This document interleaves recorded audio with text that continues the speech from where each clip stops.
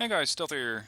Today we're having a look at one of the new infantry divisions that was introduced into Steel Division. And this is the 2nd Infantry, also known as Indian Head. It has quite a bit of income in Phase B and not so much in Phase C, but the curious thing is that this deck seems to be heavily focused around capturing terrain quickly in Phase A, because the Phase C units that it does come with are not that impressive. And I gotta say, I'm quite confused with this deck. I haven't played it yet. I've seen people play it, and just building the deck makes you think, what is this thing for? Other than doing amphibious operations, which are currently not yet introduced into the game. But the units that can do it seemingly have been, so that's curious. By the time that you're watching this video, the situation might have of course changed, and there might be maps which do have options for amphibious units. Anyways, starting out with Reconnaissance. You do not get a lot of mobile reconnaissance options in this deck.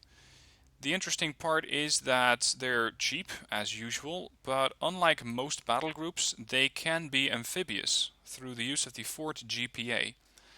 Now this deck has some units which are amphibious, and if you want to carry out landings over rivers quickly, then you're going to have to use the 4 GPA, because most of the others just can't swim.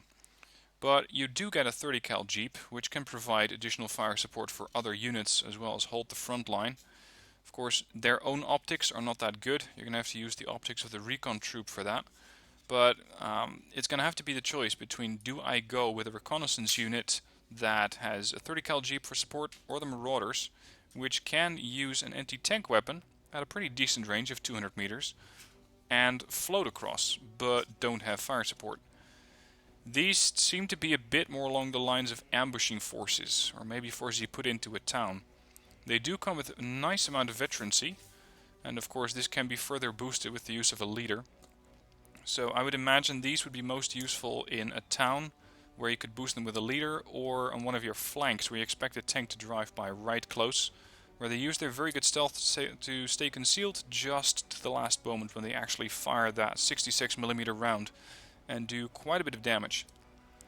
Unfortunately, it is a pretty small bazooka that they carry here. It only has an AP of, it has 8 ammunitions, or 8 rounds. I'm not sure if they're ever going to use that. I'm not sure if they're going to live long enough to fire 8 rounds. They might, if they're lucky. Then we have reconnaissance troops in the M20. Now this is a nice mobile unit, but the unit itself, once again, does not have a lot of reconnaissance. It only has low optics, versus the very high optics that is coming with the recon from the transport. At least this thing can, like the Jeep, provide a bit of fire support with its 12.7mm gun.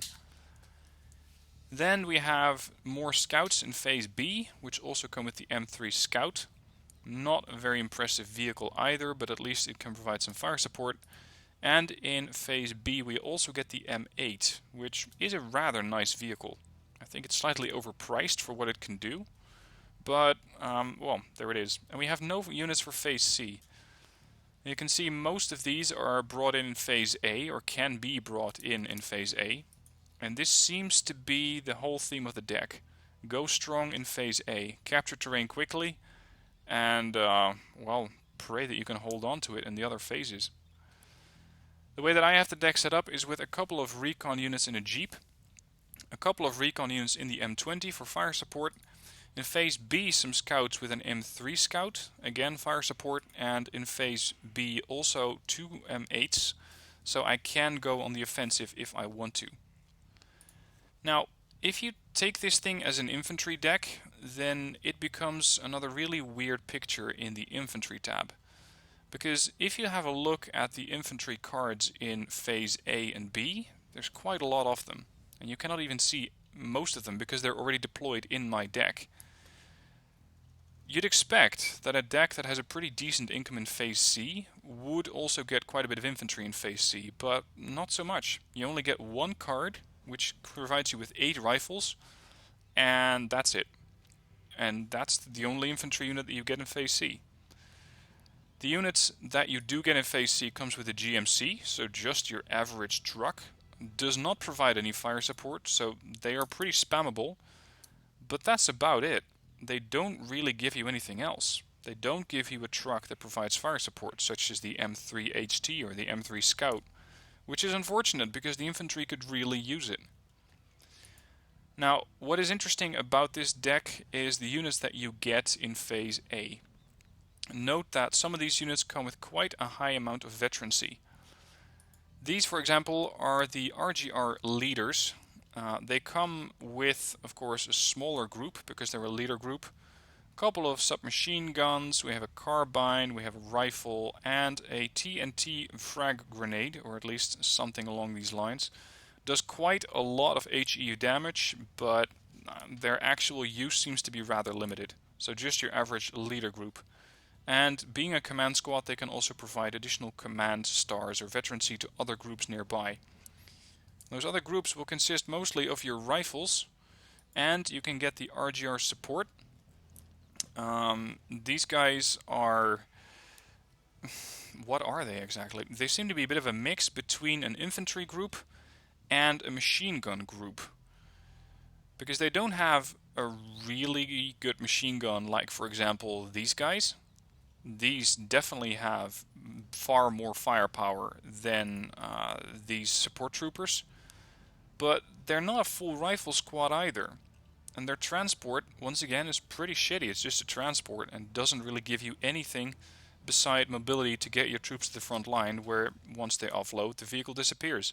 So once again, no fire support. And that seems to be the theme for the whole deck. No fire support from their transports. Everything comes with GMCs, standard transports, or at some situations the 4GPA, which is one of those amphibious units. Now the way that I have the deck set up is to go pretty heavy in Phase A and capture terrain quickly. So I have 8 rifles. I have a couple of these support troopers, which can blend in with the rifles and provide machine gun support. For really strong positions, I also have the MMGs, which can provide additional machine gun support. I can blend in the leaders to make sure that these guys can provide veterancy to everyone else. And then we have the RGR supports, the RGR assaults. These come with flamethrowers, but the range of course is limited, and while they are really good at killing off infantry, they're a small squad, and you only get 3 of them. But they do get very high veterancy. So they will be very effective, but you gotta make sure that these guys do not encounter any sort of suppression, or they may find themselves very quickly eradicated. So keep them in the back. Now then in Phase B, there's not that much along the lines of infantry that you do get. Actually, I'm going to switch one of these around. I'm going to have one more card in Phase B to give me 2 more rifles. So I should be able to manage with what I have in Phase A. Phase B, 6 rifles, 3 rifle leaders, and that's it. You can get a heavy machine gun in Phase B, but you'd have to free up any of the other cards. And that's tricky, because which one do you throw out? And the one that I would be most inclined to throw out is the assault. Because while a flamethrower is nice, I prefer to keep my guys at range with a heavy machine gun. So that could be a design consideration. And then, for some reason, the game has decided to give you 3 units per card of rifle leaders. But it seems like they didn't really think it through what these guys are going to be commanding. Because there's just not that much that you can pick in Phase B. There's just a lot of command cards. So this again is quite unusual. The good news is that these rifle leaders come with the GMC HMG, so finally we have a vehicle which provides fire support, but that does mean that you get a 10-man squad, which, yes, they do come with bazookas, but you're going to pay 55 units per, or 55 points per unit, as opposed to, for example, the 20 points for the rifles. So again, be very, very wise about which one you pick, and make sure you have enough standard infantry to hold the line. So that's the only unit that I have in Phase C, the rifles. 8 units of these. For tanks, we get amphibious M4A1s.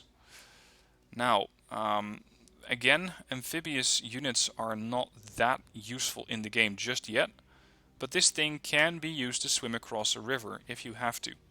And this, of course, stacks up nicely with the amphibious units that you have, for example, over here, the Mortars. You can use some of these guys in the DUKW. This is the, and I looked this up, it's usually pronounced the Duck, no surprise there.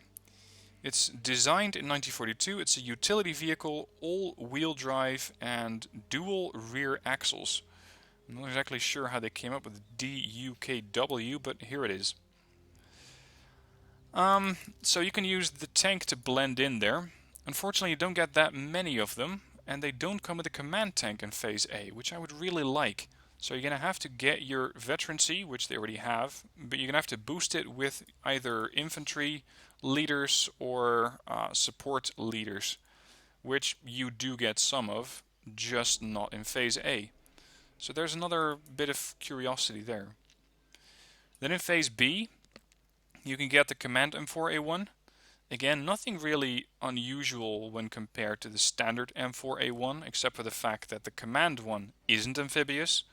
So it's like you've established your beachhead, you want to bring in your command tank, and you can't get there, because this thing can't float. So maybe we're going to see maps where you're going to have to capture some sort of forward position and you can bring in reinforcements from there. Otherwise, you'd have to be operating on two fronts, which is usually not a good idea. You also get a standard group of M4A1s, just 4 of these guys. And in Phase C, you get the M4A1 Rhino.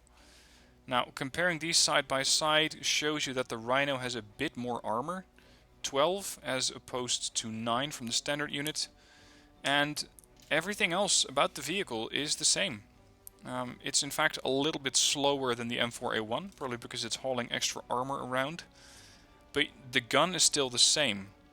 And the gun only gives you 10 AP, which means that if you are in Phase C and you can bring in 5 Rhinos, you're going to have to get close to the enemy tanks, because some of these other units have a lot more armor than just 10 points. So you're going to have to get closer to get that AP value up. But while you're getting closer, you're going to have to use 12 points of armor to bounce off any rounds that might be thrown at you. So it's going to be tricky to get close. And I think that you're going to have to use your mortars or other versions of smokescreen launchers to get close enough, because the terrain, as we know, is not that approachable for units such as these. In support, you have a couple of units. Interestingly, you have an M3 command. You only get 4 of these, but they're 20 points each, so they're pretty expendable in that sense. And you can blend these with your tanks. The weird thing is, I would like to get a command vehicle that can move up with my M4A1. I would not like it to be infantry, because a command unit, such as, for example, my leader group here, this is the one that's amphibious, but it will not be able to keep up with a tank. And this one is not amphibious. So once again, you're in the same odd situation where half your battle group seems to want to float and the other half doesn't. What you do get is the the 50 cal Jeep, a nice fire support unit for your infantry. Carries a nice weapon, decent range, 35 points, pretty expendable. You'll also get in Phase A the T30 HMC. It's a bit of an odd vehicle. I think that at 80 points it is overpriced for what you're getting, because what you're getting is basically a mobile anti-infantry gun, which can also hurt vehicles. It hurts vehicles for 8 points of armor, so it is decent. It does fire heat rounds, and I'm not sure how the game treats these just yet, but what it carries most of is HE. And at a 7 rounds a minute rate of fire, it's going to have quite enough ammunition to keep those HE munitions being thrown at the enemy for a long time. But 80 points? I think that's rather expensive. I would think that 60 points would be more reasonable for a unit like this. You also get an artillery unit, which, yes, can float across. This is the amphibious version of the M7, which is why it has these weird things on top, which is to keep the engine from drowning. Now, this is just your standard artillery unit. Can fire HE, cannot, unfortunately, fire smoke rounds. So moving up with your units and then trying to deploy smoke screens for your other guys to catch up or to advance, maybe, but not with this one. Sorry, this is not artillery, of course. This is a storm gun. The artillery is in the artillery section. So you could use this one as another unit that can push up with your amphibious forces to try and clear the way for them. It's just not very survivable. 5 points of frontal armor means that it might take a hit and survive if you're lucky. I wouldn't be too sure about it. I would keep these things pretty far in the back. And with 15 HE and 60 rounds at a 1200 meter range, I think that that is the place for them. Just keep them away. Also, in this section, we get flamethrower infantry, which I think you get quite a lot of, considering that they're in here and in the infantry tab. So they're basically double. But this is a very small group, just 2 guys. And the infantry that we saw over here, which is the assault group, does come with a napalm launcher, but is a bit more survivable at 6. And considering I already have them here, at pretty high veterancy, 425 points, means that I'm not likely to invest in 4 of them without veterancy, which I only get 4 of per card. And they don't even give me a nice transport either, so no thanks. Then you get another version of the Duck. This one comes with a lot of armor, a lot of ammo instead. Nothing else, this is just a resupplier. I decided to bring one in Phase B because I think in Phase A my units will not run out of ammo, at least not yet. So in Phase B you can get 2 of these versus only 1 of them in Phase A. You also get a couple of M20 commands that you can deploy. Very nice units because they're, again, pretty mobile. They can keep up with a push. And they get a 12.7mm gun, which will help against aircraft and against infantry. But then again, you could argue, well, I already have the M3 command. And I'm paying, well, I can buy 2.5 M3 commands for 1 M20. Yeah, but the M3 does not come with a gun. So the M20 is a bit more of an offensive unit, where the M3 is probably better served in the back. And finally, in Phase C, you can also bring in 3 of these ducks, which, well, I don't think you're going to need that many unless you're firing a lot of weapons at the enemy which drain quickly, which I don't think you have that many of. So I think that in Phase B you're well enough. And Phase C, in support, just does not give you any interesting units. Then for anti-tank, not so much in Phase A for this deck. You get the M157 and the M576, both of which are nice guns. I like the M5 a bit better than the M1, because the M5 comes with HE rounds. Now they're not terribly effective, but at least they can defend themselves against infantry, where the M1 just simply can't. And this is going to help you keep the infantry at bay as you try and get reinforcements to your M5. And of course the M5 has slightly better armor penetration at 14 versus 11. Then in Phase B you can bring in bazooka groups. I would love to get these guys in Phase A, because in Phase A I'm capturing terrain, and in Phase A I might get pushed on by enemy transports, so I want to take them out with the bazookas, but no, you get these in Phase B. Phase B you also get another 76mm gun, you just get more of them. You get 1 over here per card and 3 on this section. And in Phase C we get the M10, the Wolverine. Pretty nice unit. Nice and fast, 25 kph off-road, 70 kph on-road, not amphibious unfortunately. 13 AP means you can deal with most units, but there are still some tanks which are just outside of your armor penetration values. And it also carries HE, so you can also back up infantry if you have to. But keep in mind it's only 4 HE, it doesn't do that much damage. And unfortunately that's the extent of your armor penetration. The best unit that we've seen so far is the M76. This one has 14 AP, and that's the highest value that we've seen so far. Of course, short of the infantry, which basically has an unlimited AP value, and will pretty much kill any vehicle that they come up to. But at 200 meter range, that means you cannot deal with enemy tanks at long range. Then, anti-air. This is where you get the Bofors in Phase A, as well as the M15 CGMC. I decided to bring both because they can bring in quite a bit of nice fire support in Phase A for your infantry. Not so much for dealing with aircraft in Phase A, because I don't expect them to bring any. But this thing has an enormous amount of HE value that can bring to bear on enemy infantry very quickly. So that's why I have them in Phase A.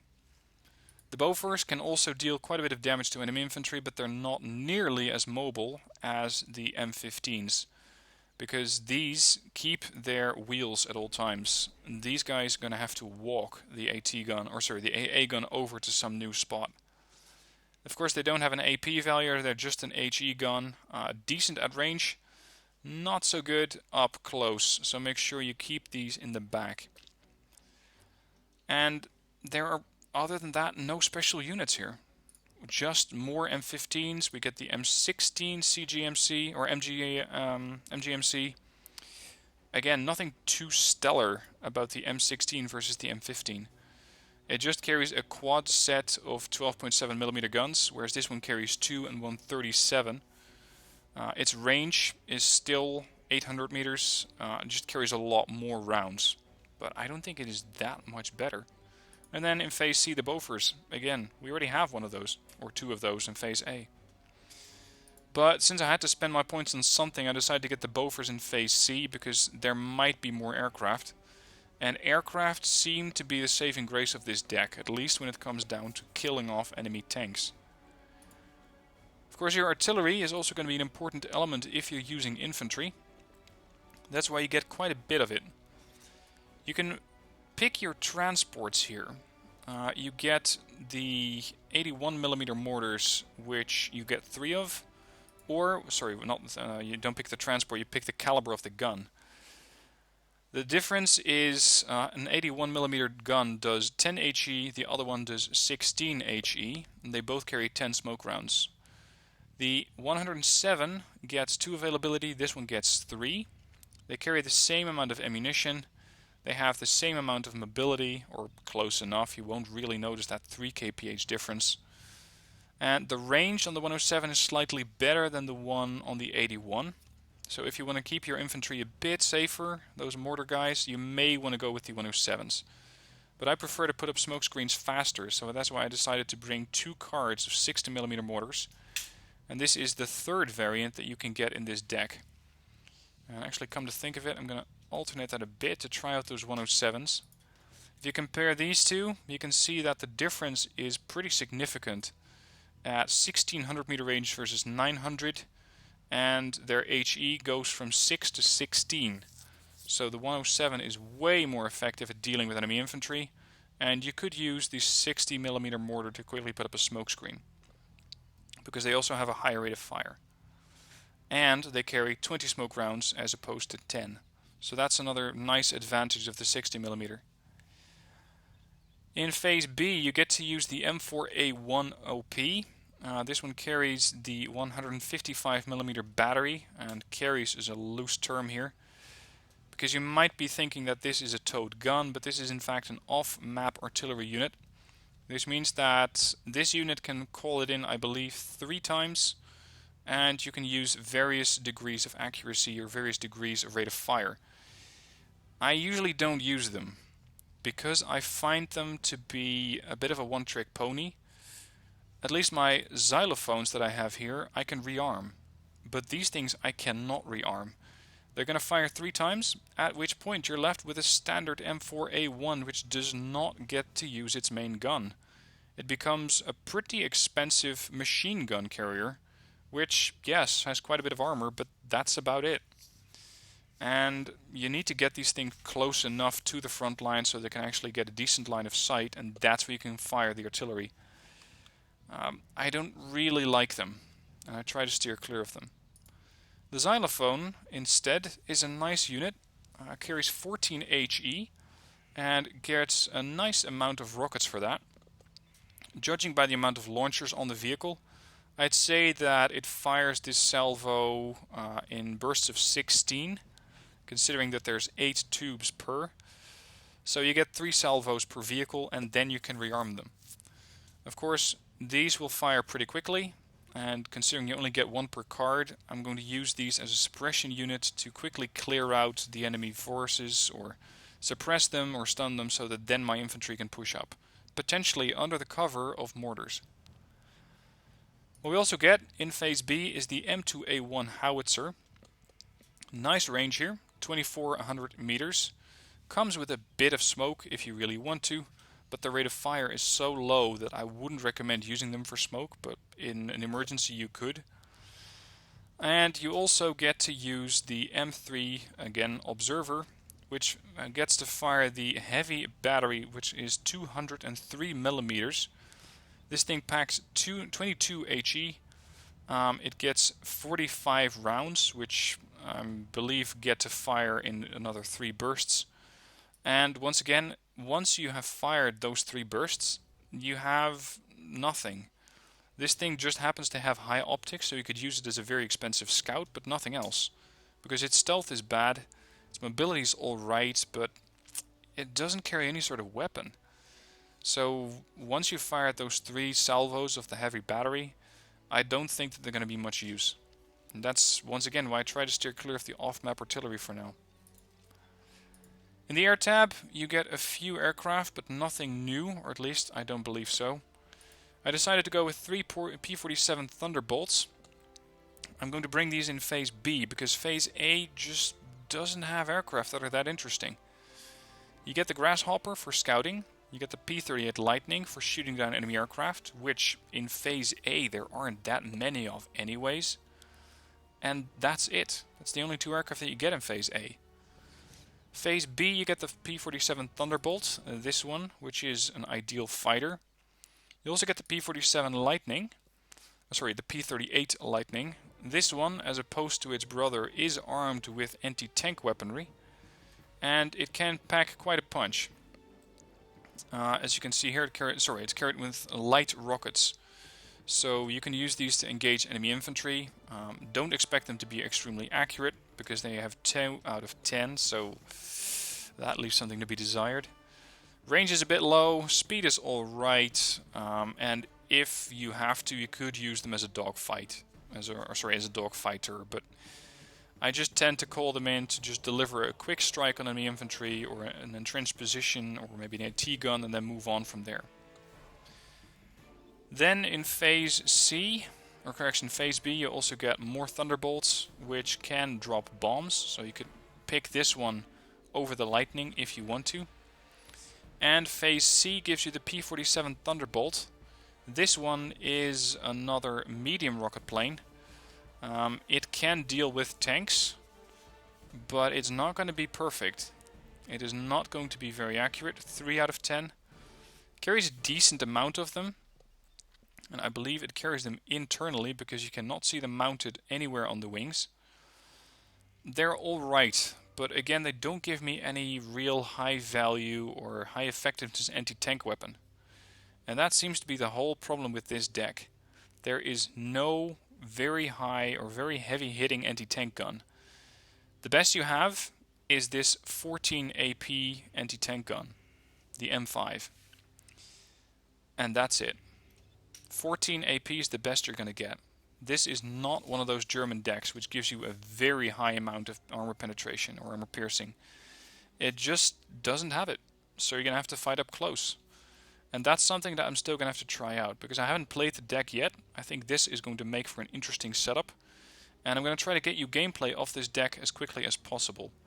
If you already have played the deck and you have a good gameplay of it, then please send it in through the link in the description, because I'm very interested to see how exactly you used it, what you found to be its strengths or its weaknesses, and if the gameplay is good enough, then I'll happily show it off on my channel. Anyway, that concludes the deck review of the 2nd Infantry or Indian Head group.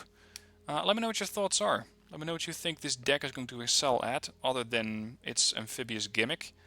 And I'm looking forward to seeing your comments down below. Thank you for watching, I hope you enjoyed, and I'll see you soon for more Steel Division.